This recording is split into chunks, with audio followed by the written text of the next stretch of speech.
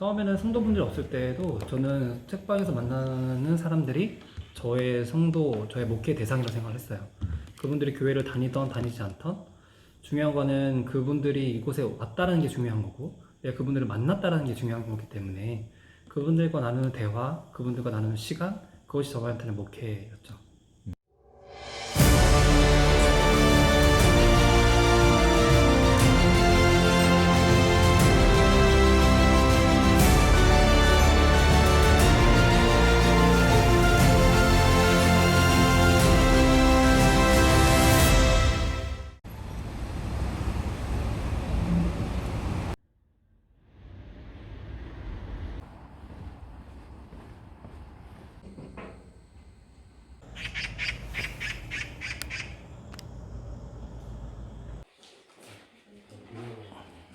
살림책방과 살림교회를 운영하고 있는 홍승현 목사입니다.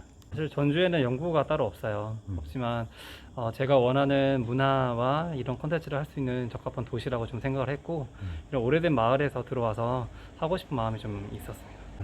맨 처음에 전주를 찾았을 때 전주에 대한 지리도 모르고 연구가 없기 때문에 지도를 보면서 찾았어요. 처음 온 날 사실 아내와 이 거리가 너무 마음에 들었어요. 이 동네도 마음에 들고 약간 시간 여행한 것처럼 옛날로 돌아온 느낌? 그것 때문에 마음에 들어서 알아봤는데 마침 또 건물이 나서 들어오게 됐습니다. 책을 사실은 저도 굉장히 좋아해요. 아마 목사님들 좋아하시는 분 굉장히 많으실 거예요. 근데 책을 제가 좋아하고 잘 알다 보니까 이걸 가지고 제가 다른 사람들에게 좀 다가갈 수 있는 부분이 있겠다, 강점이 될 수 있겠다라는 부분이 있었고, 두 번째는 사랑방의 역할, 그 공간으로서의 역할. 그랬을 때 교회 밖의 사람들을 만날 때에 길거리에서 제가 전단지를 주는 것보다는 이곳을 찾아올 수 있도록 하는 게 더 좋겠다라고 생각했었어요. 살림은 제가 요한일서 말씀을 묵상하다가 이 땅 가운데 오신 게 살리기 위함이다라는 그 구절을 보는데 교회 이름 살림교회가 되면 너무 좋겠다. 그러면서 동시에 이 책방 이름도 살림을 했더니 꽤 어울리더라고요. 그래서 살리다라는 의미를 가지고 책방 이름도 짓게 됐고, 근데 생각해보면은 책이 정말 우리를 살릴 수 있는 부분이 많다라고 생각하는 거예요. 생각을 살리고 정신을 살리고 또 그런 사람이 모여서 얘기를 하다 보면 어떤 이 지역 사회를 살릴 수 있고, 그런 사람들이 많아지면 이 시대를 살릴 수 있으니까 공간의 한계는 확실히 있습니다. 예배의 공간이 따로 없다는 점이 사실은 굉장히 어렵고, 하지만 그것도 하나의 모험이고 실험이긴 했거든요.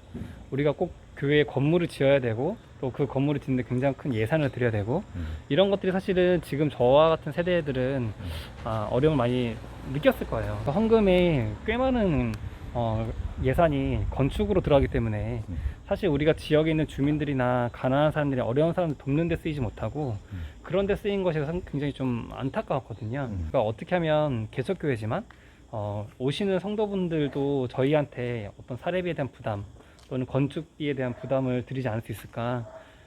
또 저희 또한 성도들을 그런 걸로 보지 않도록 하려면은 저희가 예산에 대한 자립이 좀 있어야겠다라는 면이 있었거든요. 그러다 보니까 사실 서점을 하는 것도 수익을 발생하려고 했던 거예요. 최소 3년에서 길게는 5년까지는 우리가 해보자. 그렇게 빨리 닫기에는 무모했으니까. 그래서 그 기간을 채우려는 마음으로 좀 버텼던 것 같고요. 그랬을 때 3년까지는 일단 최소로 하자고 했으니까 2년 반 좀 넘어서 첫 성도가 나타난 거죠. 그래서 저희가 여기 떠나면 안 되겠구나 라는 생각도 그때 처음 하게 됐고, 신기하게도 첫 성도분이 오신 이후에 계속해서 매주마다 새로운 분들이 오셨어요. 좀 새로운 경험이었는데 그렇게 해서 한 8가정까지 계속 이어지고 매주마다 서로 소개하고 이런 경험들, 그럼 저희한테 굉장히 새로웠죠. 부교육자로 가야 되나 그런 고민을 좀 하고 있던 차였는데 그때 마침 오시고 또 이어서 계속 오시면서 참 때라는 것이 있구나 라는 것도 좀 많이 경험하게 됐고, 일단은 공간이 분리가 안 되다 보니까 책방에서 그대로 예배를 드려야 돼요. 그러다 보니까 저희가 상을 피고 거기에 십자가와 초를 놓고 거기 이렇게 동그랗게 앉아서 예배를 드리고 있는데, 그것이 처음 오시면 굉장히 생소했던 것 같아요. 그래서 중간에 전도 비슷하게 이제 초청해서 오신 분도 계셨는데 그분들 중에 정착하신 분은 별로 없었거든요. 본인이 스스로 오신 분들은 괜찮았지만 소개로 오신 분들은 그것이 굉장히 어색하고 생소했나 봐요. 공간 분리가 안 된다는 점이 저희한테는 강점이자 단점이지 않을까. 내 교회 내 성도를 하지 않겠다라는 거죠. 동시에 내 소유가 아니라는 얘기를 했었어요. 당신들은 성도로 오셨지만 우리 교회에 성도로 오셨지만 그렇다고 우리 교회의 소유는 아니다라는 얘기죠. 우리 교회만 와야 된다라는 얘기 아니라는 거예요. 하나의 교회이기 때문에 당신들이 다른 교회를 가더라도 다녀오셔서 좋은 점들을 나눠달라. 그걸 통해서 우리 교회가 성장할 수 있도록 도와달라. 그런 말씀 드렸고, 우리 교회가 우리 교회만 고집하지 않는다. 교회는 모두가 하나다라는 얘기를 좀 많이 했던 것 같아요. 사례비라든지 다른 데 쓰지 않습니다. 그러다 보니까 삶의 헌금을 더 강조하는 편이에요. 그래서 주중에 혹시 남들을 도왔다거나 아니면 섬긴 일이 있으면 그거를 헌금 봉투에 메모를 써도 괜찮고, 또는 뭐 돈을 썼으면 영수증을 헌금 봉투에 넣어도 된다. 그걸 못했을 때 하는 것이 당신들의 어떤 돈을 드리는 헌금이다라고 말씀드렸거든요. 그것이 지금도 지켜지는 게, 어디 후원했다든지 그런데 후원한 내역을 헌금 봉투에 넣어서 헌금을 하세요. 그런 걸 제가 볼 때마다 너무 뿌듯하고, 아, 이런 것들이 잘 지켜지고 있구나.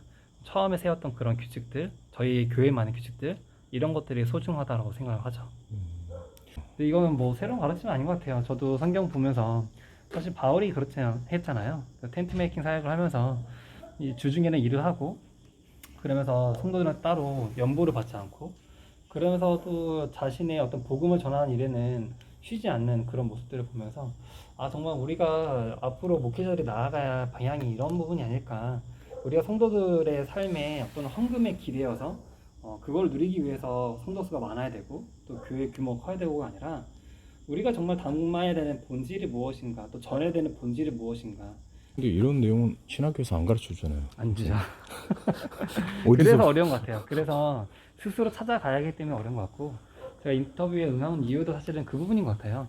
이거는 경험을 통해서 전해질 수밖에 없는 부분이다 보니까, 또 새로운 시도들이 이루어지고 있는 시기이다 보니까 사실은 이런 것들을 같이 나누면 좋겠다라고 생각을 했고, 저희 세대를 살고 있는, 또 이 시기를 살고 있는 신학생이나 아니면 저희와 같은 목회자들은 사실은 내가 교회를 물려받는 게 아니라면, 내가 큰 교회를 짓거나 운영할 수 있는 게 아니라면 사실은 우리의 생활이 유지가 돼야 되거든요.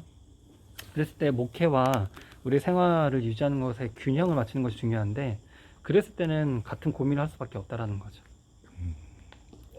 책방을 하고 싶어 하는 분만 있는데, 그거는 다름이 아닌 책에 대한 로망, 또 공간에 대한 로망이 있죠. 그러나 책 구조 자체가 수익이 나는 구조가 아니기 때문에 사실 많은 서점을 운영하시는 분들이 어려움이 있고, 가끔씩 저희 찾아오셔가지고 이제 부교육자를 하셨는데 이제 나와야 되는 상황이다. 그래서 지금 뭐 어떤 일을 해야 될지 모르겠다. 해서 되려 상담하러 오시는 분이 계세요. 그랬을 때 제가 할 수 있는 말은 다른 게 없지만, 사실 책방은 대안은 아닌 것 같다. 그만큼 수익이 너무 없고 이걸로 자립할 수는 너무 없기 때문에 책방을 하시겠다는 분들은 굉장히 제가 말리는 편이고요. 다른 어떤 컨텐츠는 좋지만 이왕이면 자립할 수 있는 그런 구조였으면 더 좋겠다라고 말씀드립니다. 책방은 책방대로의 운영 노하우가 필요한 것 같고, 본인과도 굉장히 맞아야 되는 것 같아요. 그리고 단순히 책을 좋아해서 내가 좋아하는 책을 소개하겠다가 아니라, 시장이라는 걸 조사를 하고 또 오시는 손님들을 분석을 하고, 그런 어떤 정말 말 그대로 운영자의 마음으로 사실 서점을 운영하는 게 중요하고, 그냥 내가 교회에서 한 파트로, 또는 교회 사람들이 오는 사람들 전도하겠다는 마음을 가지고 하면은 제가 볼 때는 굉장히 실패할 확률이 높은 것 같아요. 전주대 보면 저도 마찬가지지만 자영업자의 마음이 무엇인지 저도 처음 느끼고 배웠어요. 자영업자의 상황을 제가 경험해 보니까, 비가 오면 비가 온다고 안 오고요, 손님들이. 날씨가 좋으면 날씨 좋다고 여행을 가서 안 오고요. 미세먼지가 많으면 미세먼지 때문에 안 오고요. 추우면 춥다고 안 오고, 너무 이유가 너무 많은 거예요. 근데 만약에 월세가 나가면 계속해서 마이너스가 되기 때문에 그런 부분이 굉장히 어렵고, 아직 젊잖아요. 젊기 때문에 도전을 할 수 있는 부분은 어떻게 보면 저희한테 강점인 것 같아요. 그렇기 때문에 한 살이라도 젊을 때 다른 일을, 또 다른 도전을 해볼 수 있는 것이기 때문에, 해보고 안 되면 말자라는 식의 생각이 좀 있었거든요. 아니라 대형교회라든지 또는 기성교회들도 굉장히 필요하지만, 좀 덜 젊은 목사님들, 젊은 목회자들이 이런 도전을 좀 했으면 좋겠어요. 그래서 하나의 교회지만 좀 다양한 교회들이 지금은 좀 필요하지 않을까 생각해 봅니다. 제가 지금 하고 있는 거를 이중직으로 생각해 본 적이 단 한 번도 없거든요. 이중직이라고 하는 것 자체가 직업을, 그러니까 두 개를 같이 간다는 거잖아요. 근데 그때는 항상 부정적인 의미가 항상 있었어요. 신학적으로 교회 안에서도 이중직을 하는 목사들은 뭔가 집중하지 못하고, 또는 뭐 하나에 전념하지 못하는 부분들, 그런 것도 많았고, 또는 생활이 어려워서 생활고 때문에 그냥 마지못해서 하는 그런 것들이 이중직의 개념들이 많았거든요. 근데 지금 제가 하고 있는 것이나 또는 지금 세대의 목사님들이 하는 고민은 그런 부분이 아니에요. 그냥 단순히 내가 먹고 사는 문제 때문에 뭐 그런 운전을 한다든지 그런 것이 아니고 내가 내 목회와 접목을 하기 위한 직업으로서의 개념이거든요. 이것이 새로운 이중직의 개념이라고 저는 볼 수밖에 없어요. 그래서 단순히 먹고 사는 문제가 아니라 내가 잘하고 내가 좋아하는 것, 그것이 목회와 이어지는 것, 이것이 사실 저희한테는 새로운 개념이거든요. 이런 부분들을 좀 이해를 해주셨으면 좋겠어요. 처음에는 저희도 순서를 많았었어요. 그래서 예배 시간이 길었고, 근데 하다 보니까 꼭 해야 되는 게 뭐지라는 또 생각이 들기도 하고, 여기서 빼야 될 건 뭘까라는 고민도 하고 하다 보니까 예배 순서도 사실은 많이 줄었고, 사실은 처음에는 악기도 찬양도 굉장히 주보도 좀 고심도 많이 하고 공도 많이 들이고 시간도 많이 들였는데, 지금은 그런 것도 굉장히 약소가 됐고, 그래서 지금은 찬송가, 기도, 그다음에 설교 이런 것들만 남겨놓고 나머지 다 뺀 부분이 있어요. 그렇게 하고 끝나고는 다 같이 항상 식사하고, 근데 식사 부분도 이제 나이대가 다 비슷해요. 다 30대에서 전후반이거든요. 초중반. 그러다 보니까 다 젊은 세대가 모여있기 때문에 뭐 식사하는 데는 어려움이 없죠. 그냥 시켜가지고 같이 나눠 먹고 n분의 1 하고. 제가 가장 고민한 부분은 없는 곳에 가자는 거예요. 교회도 처음엔 그랬던 것 같아요. 없는 곳에 가서 그 지역을 담당해 주는 게 사실 교회가 굉장히 큰 역할을 해줬거든요. 교회도 사실은 기존 교회는 너무나 많이 있잖아요. 예배를 똑같이 드리고 똑같은 건물을 가지고 있고 똑같은 시스템을 가지고 있는 교회는 굉장히 많기 때문에 모든 목사님들이 똑같은 교회를 해야 된다는 생각을 요즘은 많이 내려놓게 된 것 같아요. 그래서 저 같은 경우는 고민하고 있는 지점은 뭐냐면, 여기 살림 교회를 하다 보니까 여기는 공간에 대해서는 자유로움을 한번 시도해 봤다라면 다음 공간에서는 예배조차도 한번 실험해보고 싶은 부분이 있어요. 꼭 예배를 내가 집도를 해야만 목사인가?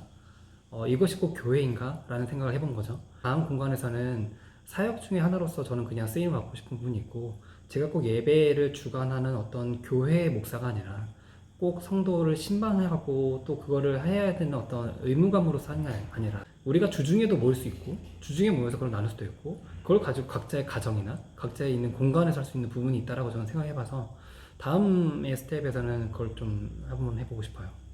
꼭 주일날 모여서 꼭 같은 공간에 꼭 같은 시간에 모여서 예배 순서대로 다 하는 교회 말고, 정말 더 나아가는 더 자유로운, 아무 때나 우리가 만날 수도 있고 주일 말고도 다른 시간도 그 거룩한 시간을 주일로 만들 수 있는 그런 걸 한번 해보고 싶어요.